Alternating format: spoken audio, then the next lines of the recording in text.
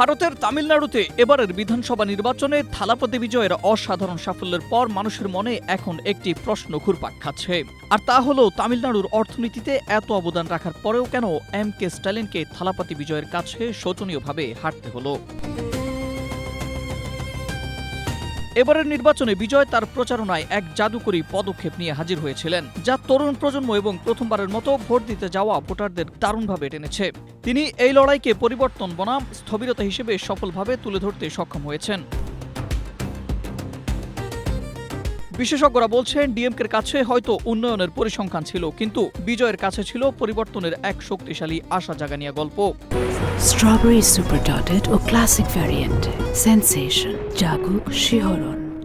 সেই গল্পের কাছেই শেষ পর্যন্ত হেলে পড়ল স্ট্যালিন সরকারের দীর্ঘ ১৫ বছরের মজবুত প্রশাসনিক ভিত্তি। পরিসংখ্যান বলছে, এম.কে. স্ট্যালিন ক্ষমতায় থাকাকালীন অর্থনৈতিকভাবে তামিলনাড়ু গত এক দশকে অন্যতম সেরা সময় পার করছিল। ২০২৪-২৫ অর্থ বছরে রাজ্যের জিএসডিপি প্রবৃদ্ধি ছিল ১১.৯%, যা জাতীয় গড় ৬.৫%-এর চেয়ে অনেক বেশি।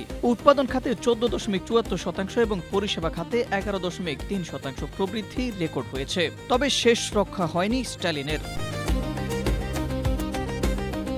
তামিলনাড়ুর দীর্ঘদিনের জনকল্যাণমূলক মডেল এবার আর আগের মতো কাজ করেনি। এছাড়া স্থানীয় পর্যায়ে দুর্নীতি, প্রশাসনিক জটিলতা এবং পারিবারিক রাজনীতির প্রতি মানুষের ক্রমবর্ধমান বিরক্তি এই পতনকে আরও এগিয়ে দিয়েছে। Ahmed Imtiaz, Asia post.